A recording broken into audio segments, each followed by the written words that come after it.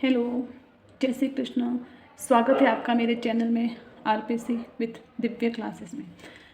जैसे कि आपको पता है, फर्स्ट ग्रेड के सिलेबस के अंदर भारतीय इतिहास में हमारा पहला टॉपिक है 1857 की क्रांति, जो भारत के संदर्भ में 1857 की क्रांति है। तो आज हमारा पहला टॉपिक 1857 की क्रांति।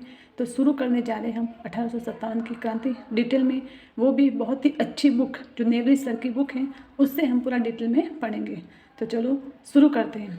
देखो, सबसे पहले 1857 से पूर्व होने वाले प्रमुख सैनिक विद्रोह। 1857 से पहले के कौन कौन से विद्रोह पहले हुए, तो इसके अंदर हमें सिर्फ तारीख याद रखनी है।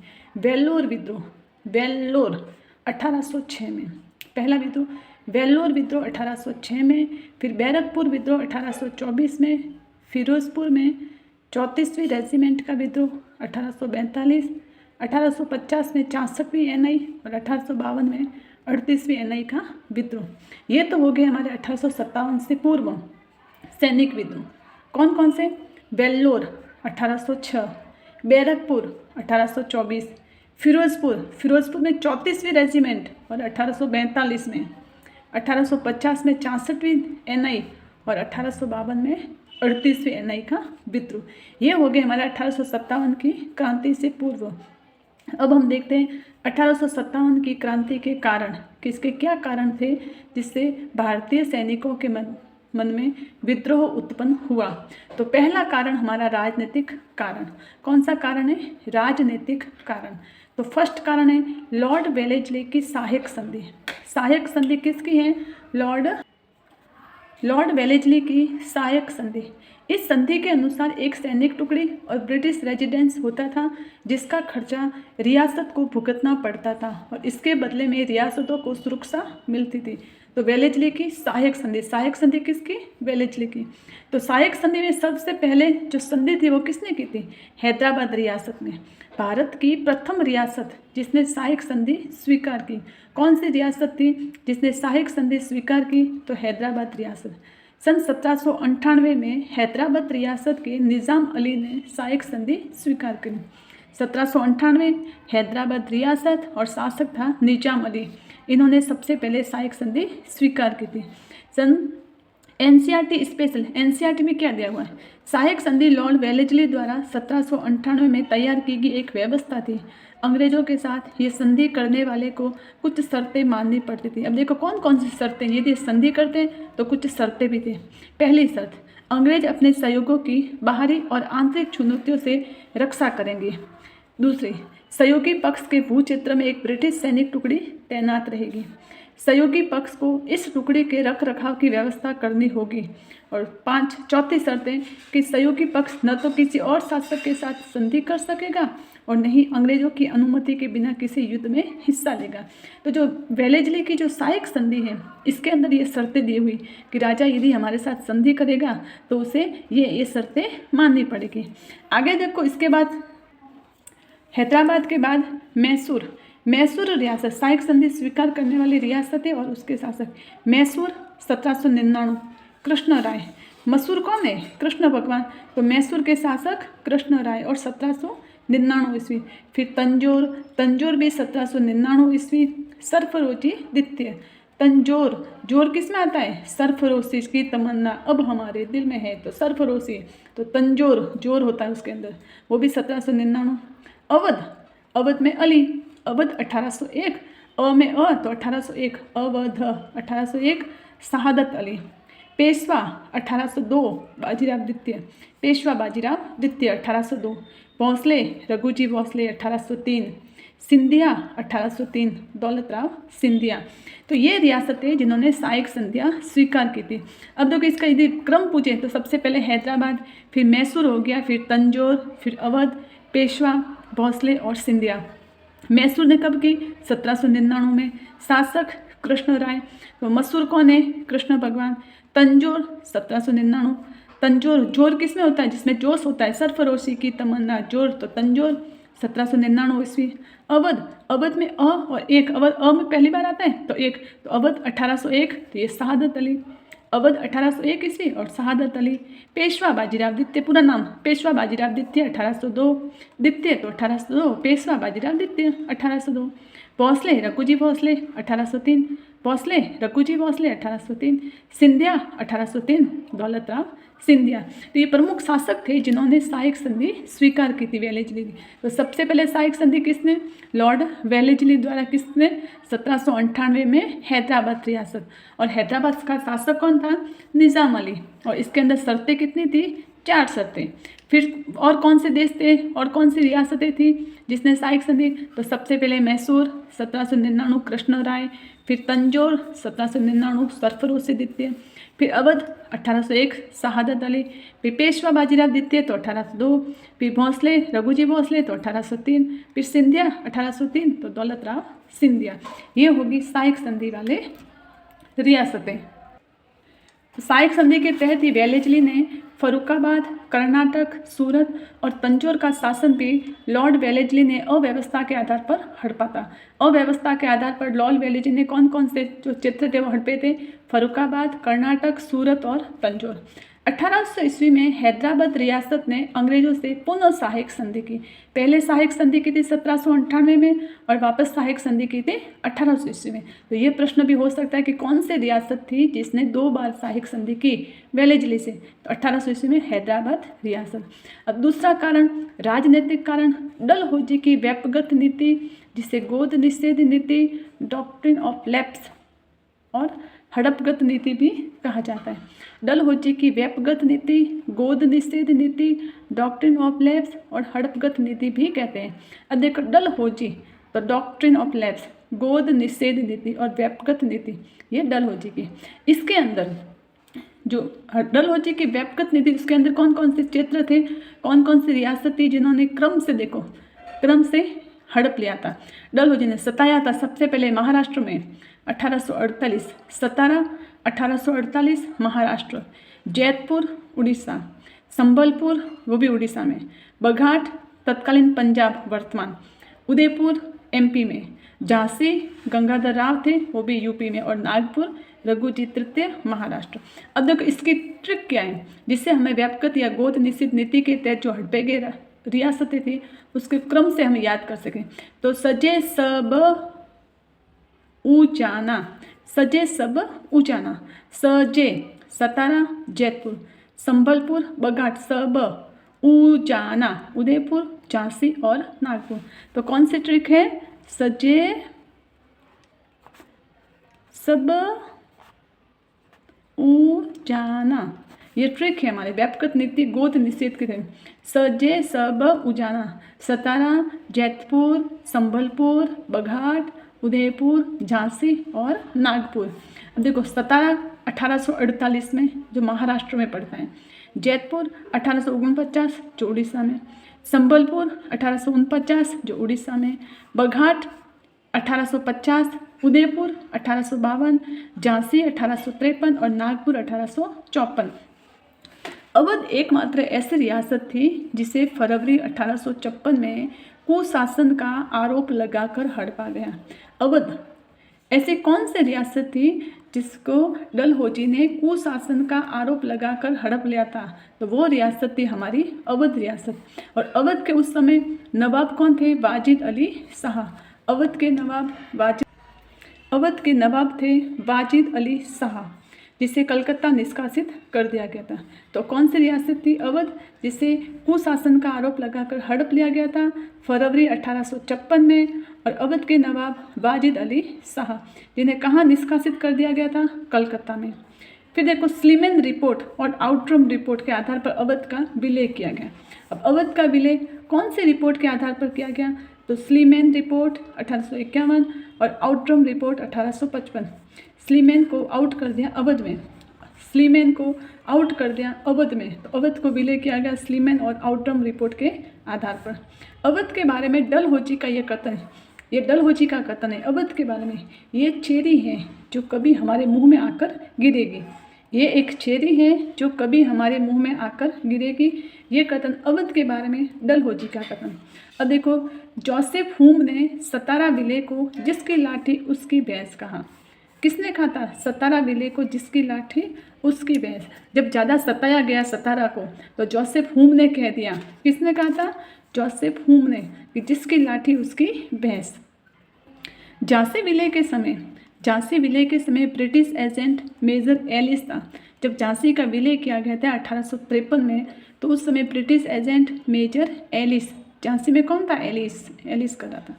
डलहौजी की हड़प नीति के तहत राजपूताना की करौली रियासत को भी ब्रिटिश राज्य में शामिल किया गया था, परंतु इस निर्णय को कंपनी के कोर्ट ऑफ डायरेक्टर्स ने यह कहकर अस्वीकार किया कि करौली संरक्षित मित्र है, न कि आश्रित राज्य। तो करौली को फिर नहीं हड़प सके, और करौली एकमात्र रियासत थी जिसे कोर्ट ऑफ डायरेक्टर्स ने कहकर अस्वीकार किया कि करौली संरक्षित मित्र है, न कि आश्रित राज्य है, तो करौली को आप नहीं हड़प सकते। तो कौन सी रियासत? एकमात्र करौली रियासत। आगे देखो एनसीईआरटी स्पेशल। अवध नवाब के निष्कासन पर लिखा गया, देह से जान जा चुकी थी, शहर की काया बेजान थी, कोई सड़क कोई बाजार और घर ऐसा न था जहाँ से जाने आलम से बिछड़ने पर विलाप का शोर न गूंज रहा हो। एक लोकगीत में इस बात पर शोक व्यक्त किया गया कि अंग्रेज बहादुर आइन मुल्क गही ले लीनो। अवध नवाब के निष्कासन पर लिखा गया था। ये प्रश्न भी आ सकता है कि कौन से शासक के निष्कासन पर लिखा गया कि देह से जान जा चुकी थी, शहर की काया बेजान थी, कोई सड़क कोई बाजार कोई घर ऐसा नहीं था जहाँ से जाने आलम से बिछड़ने पर विलाप का शोर न हो। तो वो थे अवध नवाब, और उनका निष्कासन हुआ था कलकत्ता में। डलहौजी ने नाना साहब का नाम क्या था? धोंदू पंथ की पेंशन बंद कर दी। नाना साहब की क्या कर दी थी? पेंशन बंद कर दी थी डलहौजी ने।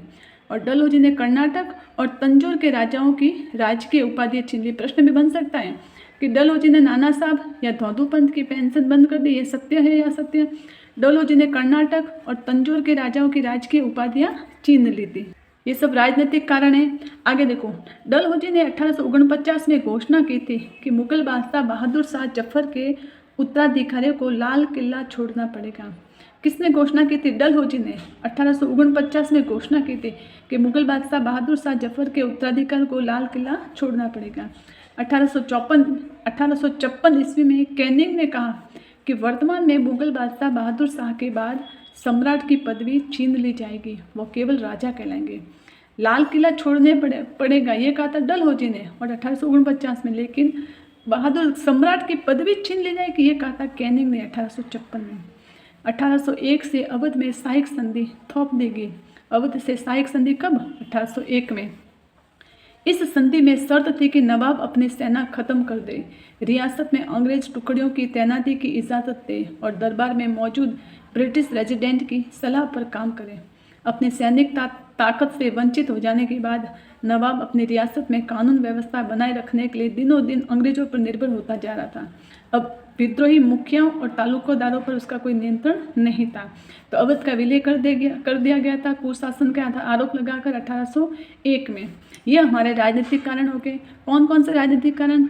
लॉर्ड वेलेस्ली की सहायक संधि, फिर डलहौजी की व्यक्तिगत संधि, फिर नाना साहब की पेंशन बंद कर दी थी, फिर तंजौर और कर्नाटक के राजाओं की उपाधियां छीन ली, फिर डलहौजी ने घोषणा कर दी 1849 में कि मुगल बादशाह बहादुर शाह जफर के उत्तराधिकारी को लाल किला छोड़ना पड़ेगा। फिर 1856 में कैनिंग ने कहा कि वर्तमान में मुगल बादशाह बहादुर शाह के बाद सम्राट की पदवी छीन ली जाएगी। ये हो गए हमारे राजनीतिक कारण। आगे हम देखते हैं प्रशासनिक कारण। सभी उच्च पद अंग्रेजों के पास ही थे, भारतीय लोगों के पास नहीं। तो फिर भारतीयों में तो विद्रोह की भावना तो आनी ही कि सभी उच्च पद सिर्फ अंग्रेजों के पास, तो भारतीय कम थोड़ी थे। अंग्रेजों में जातीय भावना उच्च थी, काले गोरे का भेदभाव की जो भावना है वो बहुत ही अधिक थी। ये प्रशासनिक कारण। फिर देखो सामाजिक और धार्मिक कारण। 1813 ईस्वी में ईसाई धर्म मिशनरियों को धर्म प्रचार की छूट दी गई। कब दी गई? इसे धर्म प्रचार की छूट दी गई थी कब? 1813 ईस्वी का जो चार्टर एक्ट लागू हुआ था उसमें ईसाई धर्म मिशनरियों को धर्म प्रचार की छूट दे दी गई। धार्मिक निर्योग्यता अधिनियम 1850 संख्या 21। धार्मिक निर्योग्यता अधिनियम कब का? 1850 का। संख्या कौन सी? 21। इसके अनुसार ईसाई धर्म ग्रहण करने वाले लोगों को पैतृक संपत्ति से वंचित नहीं किया जाएगा।